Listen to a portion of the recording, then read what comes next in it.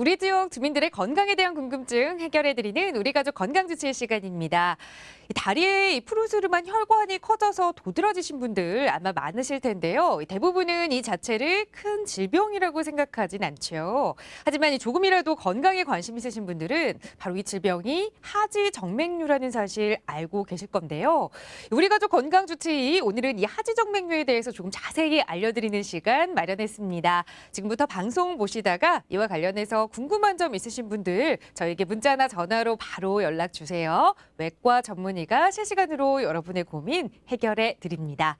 그럼 먼저 오늘의 주치의 소개해 드릴게요. 명지병원 외과 이정훈 교수님 함께 하셨습니다. 교수님 안녕하세요. 안녕하세요. 네, 교수님 사실 저도 이 하이힐을 많이 신어서 이 하이힐 많이 신으면 하지정맥류 걸린다라는 이야기 참 많이 들었거든요. 그렇다면 여기서 이 하지정맥류란 어떤 질환인지 조금 자세히 알고 넘어가야 할 것 같아요. 이 하지정맥류 어떤 병인가요? 일단 이제 정맥은 우리 몸에서 동맥을 통해서 사지로 들어가는 피가 다시 이제 심장으로 돌아가는 혈관인데요. 이 혈관들이 어떤 원인에 의해서 좁아지거나 막혀서 혈류가 더 이상 진행을 하지 못하게 되면 혈액이 혈관 내에 쌓이게 되고 그 결과로서 혈관이 늘어나고 구불구불해지는 현상을 이야기하고요. 지금 뭐 보이는 것처럼 저렇게 지금 그 다리 쪽에 이렇게 파랗고 또는 이제 굵은 혈관들이 구불구불하게 종아리 윗부분이에요. 예, 종아리 주로 많이 나타나는 게 무릎 뒤쪽하고 종아리 쪽에서 많이 나타나게 됩니다.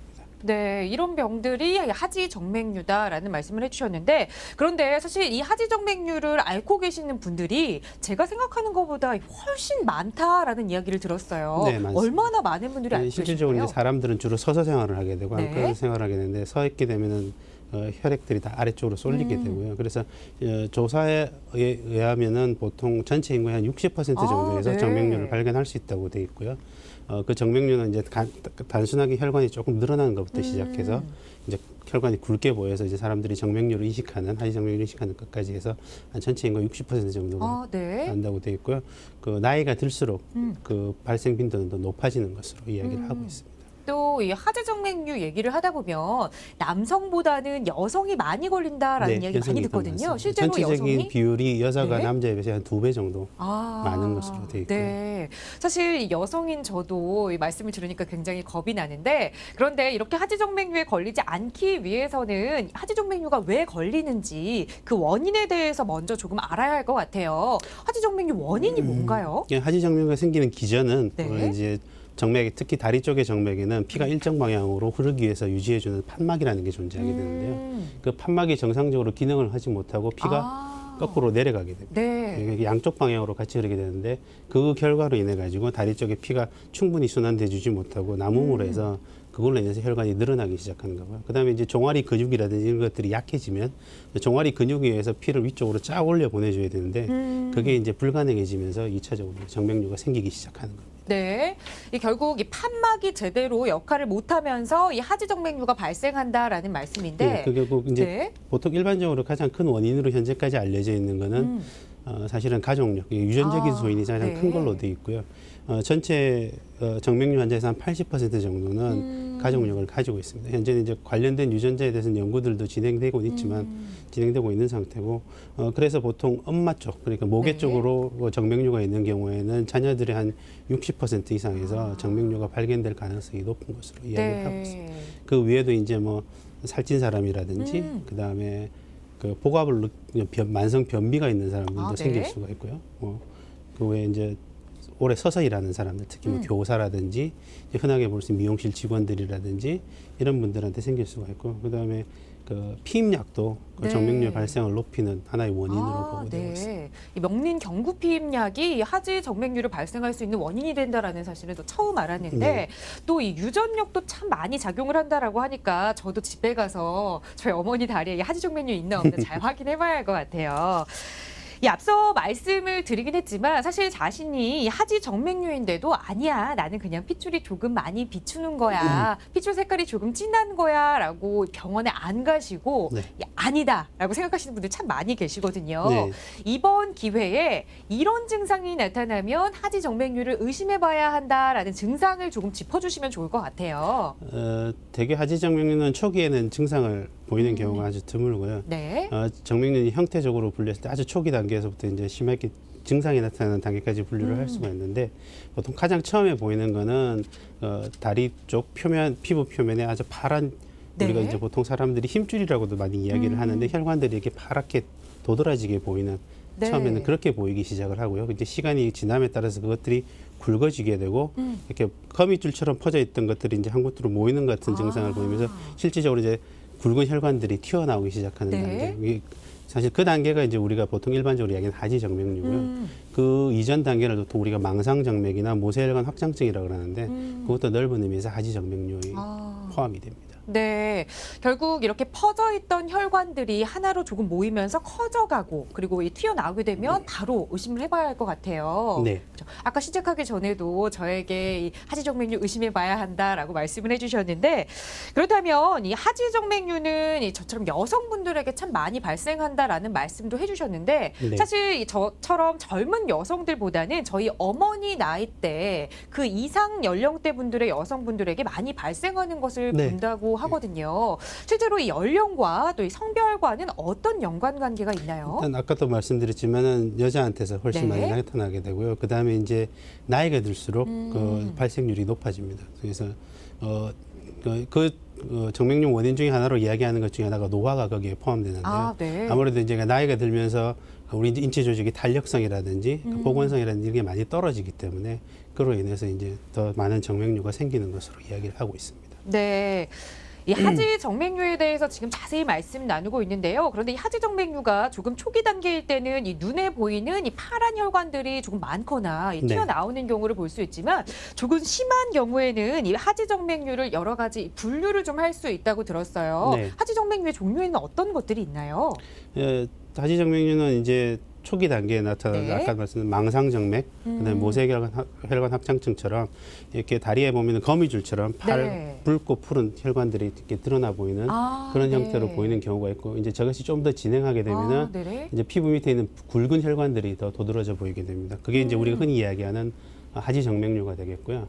저게 이제 더 심해지게 되면 그 피부에 그 착색이 되고 염증이 생깁니다. 왜냐하면 혈류 자체가 충분히 순환되지 않기 때문에 부종이 붙게 되고요. 부종이 네. 생기면서 염증이 생기게 되고 아주 심한 경우에는 보시는 것 같이 궤양이 생길 수도 있습니다. 네, 사실 저는 이 하지정맥류라는 것이 그냥 미관상으로만 보기가 좀 안 좋은 네. 질병이다라고 알고 있었는데 저렇게 크게 이 질병이 발전이 될 수 있다는 거를 보고 났으니 조금이라도 이 증상이 보이면 바로 좀 치료를 받아야 할 것 같다는 생각이 들어요. 네.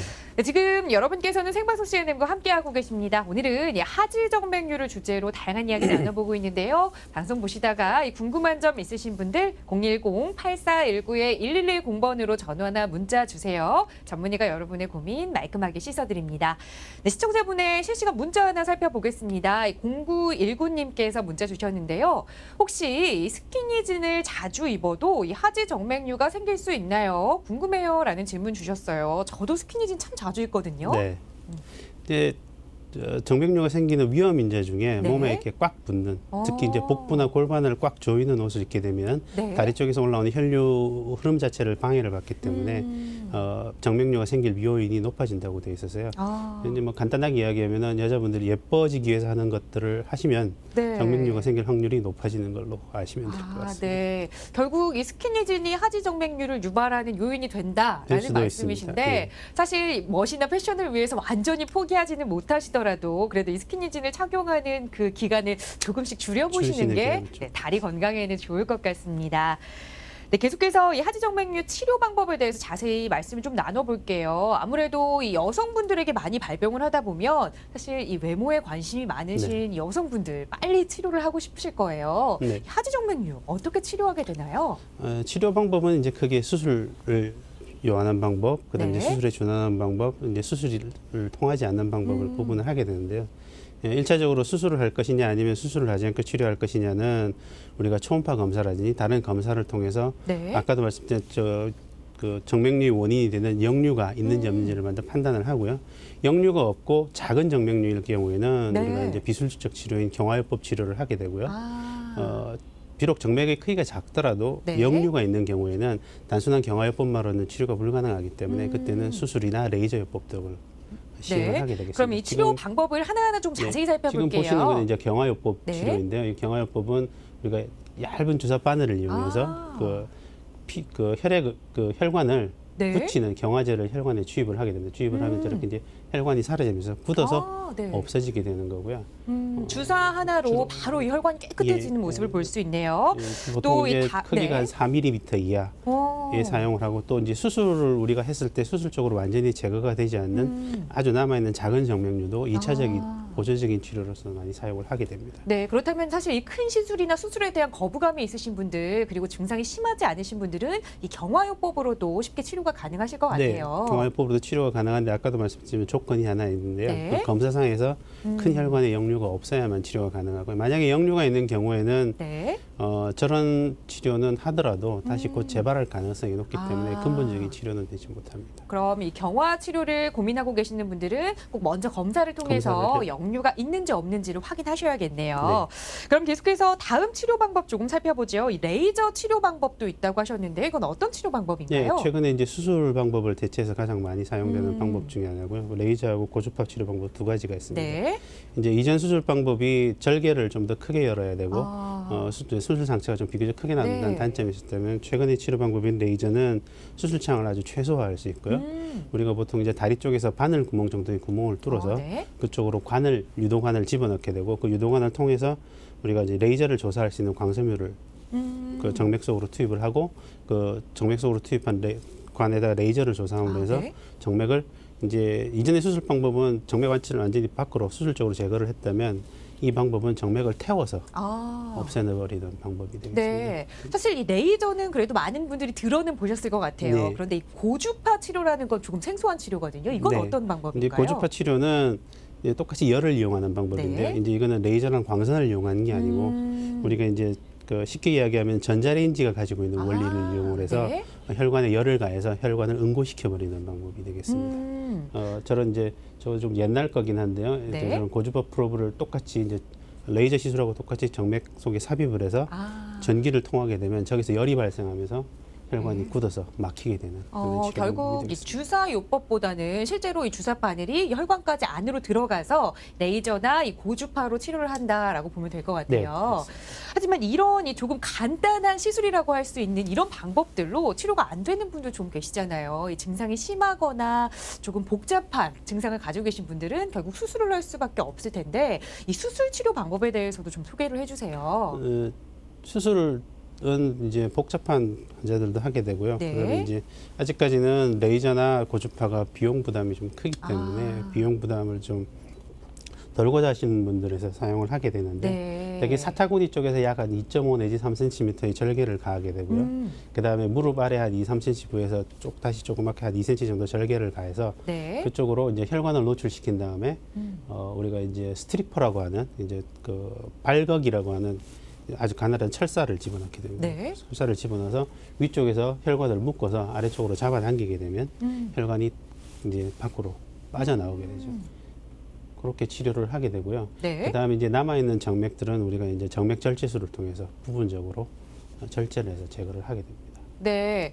그렇다면 사실 이 수술적인 치료가 조금 예전 치료고 최근에는 레이저나 고주파 시술을 많이 이용한다라고 말씀을 해주셨는데 이 수술 치료에서 많은 분들이 가장 걱정하시는 부분이 이 흉터 부분이거든요. 네.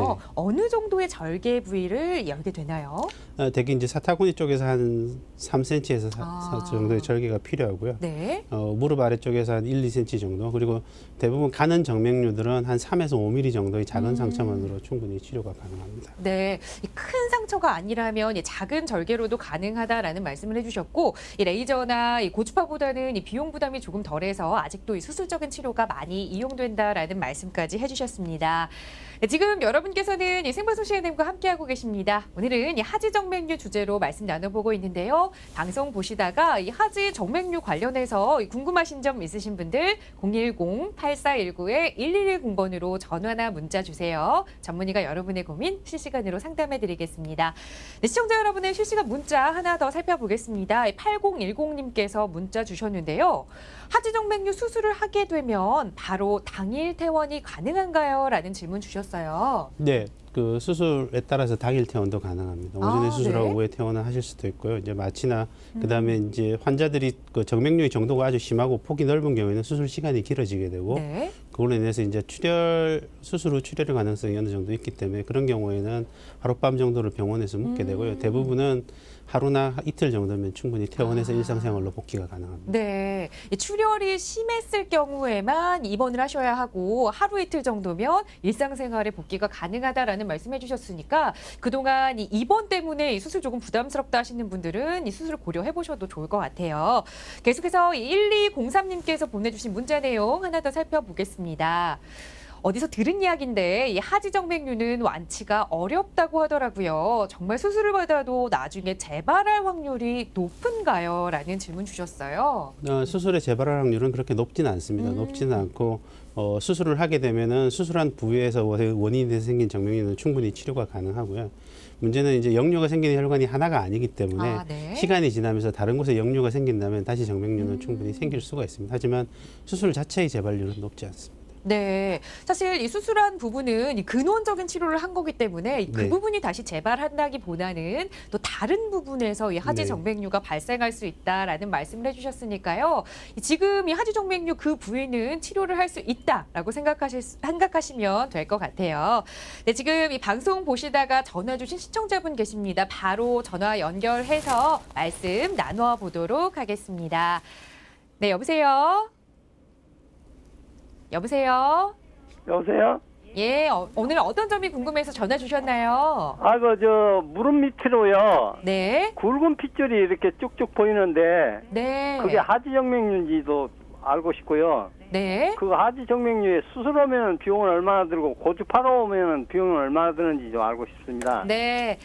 이 무릎 밑으로 이 굵은 핏줄이 보인다고 말씀을 해주셨어요. 무릎 밑으로 보이는 핏줄이 굵긴 하지만은 그 나이 드신 분들 같은 경우 아주 직선으로 곧게 뻗어 있는 핏줄이 있는 경우가 있는데요. 네. 일을 많이 하신 분들 그런 경우는 사실은 정맥류라기보다는 이제 세월 지나면서 생기는 어떤 그 분장 같은 그런 네. 실제로 정상적인 정맥도 굵게 튀어나와 보일 수 있기 때문에 그것을 정맥류라고 하긴 어렵고요. 네. 대개 정맥류는 단순하게 굵은 정도고 굵은 것도 있지만 이렇게 정상적인 방향, 보통은 아래 위 수직 방향보다 옆으로 이렇게 퍼져나간 것처럼 꾸불꾸불하게 번지는 경우에 그것이 오히려 이제 그게 더 정맥류로 네. 진단할 수 있기 때문에 그것을 확인해 보는 네. 필요할 것 좀 같고요. 네, 아버님 꾸불꾸불해요. 그러면 지금 꾸불꾸불하시다고요? 구불구불하게 있으신 거예요? 그러면은 정맥류일 가능성도 있습니다. 네, 그러면 병원에서 일단 진료를 와서 한번 받아보셔야 할 것 확인해 보시는 게 같은데, 좋을 것 같습니다. 아버님 이 수술과 또 이 고주파 레이저 관련한 이 비용 문의는 저희가 방송 이후에 다시 개인적으로 연락을 드리도록 하겠습니다. 오늘 전화 감사드립니다. 네, 계속해서 이 다음 사연 연결해 보도록 하겠습니다. 전화 주신 분 계시는데요. 여보세요? 여보세요? 여보세요. 예, 안녕하세요. 오늘 어떤 점 궁금하신가요? 네, 안녕하세요. 수고하십니다. 네. 하지 정맥류가 맞는지 아닌지 궁금해가지고요. 네. 네. 어떤 증상을 보이세요? 제가 오래 서서 일을 하는데 네. 그 다리 밑에 종아리 밑에 부분이 빨갛게 네. 반점이 생기거든요. 반점이 네, 이 핏줄이 빨갛게. 굵어지는 게 아니라 반점이 생기세요? 네, 핏줄이 나오는 게 아니고 네. 반점의 이게 좀 형태는 오래 서가 있으면은 네. 심해지고요. 일단은 지금 빨간 반점이 이렇게 거미줄 모양으로 퍼져 있나요? 아니면은 약간 그냥 원형처럼 이렇게 원형처럼 자꾸 예. 번지고 또 다른 데도 조금씩 생기고 그러거든요. 그 발목 쪽은 암에 어떠세요? 떴다가 발목 쪽에요? 네, 발목 쪽에 혈관이 늘어나 있지는 않으신가요? 이게 뒤쪽하고 앞쪽에도 약간 그런 게 있고 무릎 밑에 하고 발목 부근에도 조금 그렇고. 네. 발목에도 있으신가 봐요. 전화 주신 분이 이제 직업적인 특성상 네. 정맥류가 생길 위험성이 상당히 높은 분이기 때문에 지금 전화해서 이야기해 주시는 것만 가지고 100% 확신을 할 수는 없고요. 근데 이 피부과에 가보니까 피부병은 아니라고 그러거든요. 예, 그러면 한번 오셔서 예. 진료를 받아보시는 게 좋을 것 같습니다. 네, 이 지금 보이고 있는 증상이 정맥류일 수 있는 증상이라고 말씀을 하시니까 꼭 더 늦기 전에 방치하지 마시고 꼭 진료를 받아보시기 바랍니다. 네, 오늘 전화 알겠습니다. 감사드립니다. 네, 또 이 실시간으로 이 문자 보내주신 내용 조금 살펴보겠습니다. 1474님께서 연락을 주셨는데요. 이 하지정맥류 환자들은 운동을 어떤 운동을 해야 할까요? 라고 질문을 해주셨어요. 많은 분들이 고민하시거든요. 예, 이제 외래 오시는 분들은 가장 네. 많이 하시는 질문 중에 하나인데 정맥류가 일단 생기게 되면 운동 자체로 정맥류를 없앨 방법은 사실상은 없습니다. 네. 이제 생기기 전에 이제 적절한 운동을 하고 스트레칭을 하고 그래서 다 하지 혈액 순환을 더 활성화시켜서 정맥류를 예방을 할 수는 있는데 일단 정맥류가 생기게 되면 네. 과도한 운동은 오히려 정맥류를 더 심하게 만들 수 있는 가능성을 가지고 있기 때문에 네. 이제 운동으로 정맥류를 치료하기는 사실은 좀 힘듭니다. 이 정맥류가 발생하기 전에 그러니까 이 꾸준한 운동을 통해서 하는 게 중요하고 오히려 하지정맥류가 발생했다라고 하면 과도한 운동은 피해야 하는군요. 차라리 그 적절하게 진단을 받고 치료를 받으신 다음에 네. 운동을 하시는 게 더 낫겠습니다. 네. 계속해서 이 시청자 여러분의 실시간 문자 하나 더 살펴보겠습니다. 0506님께서 문자 주셨는데요. 하지정맥류 환자에게 뜨거운 찜질방이나 사우나 같은 것은 안 좋은가요? 라는 질문 주셨어요. 저도 궁금한 내용이에요. 네, 뜨거운 사우나나 찜질방이 몸에 안 좋은 건 아니고요. 네. 이제 정맥류는 열을 받게 되면 많이 혈관이 늘어나기 때문에 그 사우나나 찜질방에 있으면 오히려 더 도드라지게 보일 수가 있고요. 혈관이 더 크게 늘어날 수가 있고 이제 특히 주의해야 될 것은 우리 경화요법이나 치료를 받는 도중에 네. 사우나나 찜질방을 이용하시는 것은 치료 과정 중에 그 재발을 더 쉽게 만들 수 있기 때문에 가능하면 치료 과정 중에는 사우나나 찜질방을 이용하지 않으시는 게 좋을 것 같습니다. 네, 그렇군요. 교수님 마지막으로 이 일상생활에서 이 하지정맥을 조금 예방할 수 있는 팁 같은 걸 조금 간략하게 팁을 주세요. 이제 가장 중요한 거는 서서 일하시는 분들이 한 자세로 고정된 자세 오래 서 있는 것, 그다음에 네. 이제 오래 앉아 있는 것은 안 좋고요. 이제 가급적이면 중간중간에 쉬는 시간을 가져서 다리를 심장 높이만큼 올려서 혈액 순환을 좀 더 부드럽게 해줄 수 있으면 그게 가장 좋고요. 그다음에 네. 부득이하게 오래 서서 작업을 해야 되시는 분들이라면 그 하지정맥류 스타킹을 신어서 그 스타킹을 통해 가지고 이제 피가 아래쪽으로 많이 몰리는 것을 막아주는 게 정맥류 예방에서는 좋은 방법이라고 이야기할 수 있습니다. 네. 교수님께서 이 추천해주신 내용들 잘 지켜서 많은 분들이 하지정맥류 꼭 예방하셨으면 좋겠고 또 증상이 나타난다면 바로 병원을 찾아주셨으면 좋겠습니다. 교수님 오늘 좋은 말씀 잘 들었습니다. 감사합니다.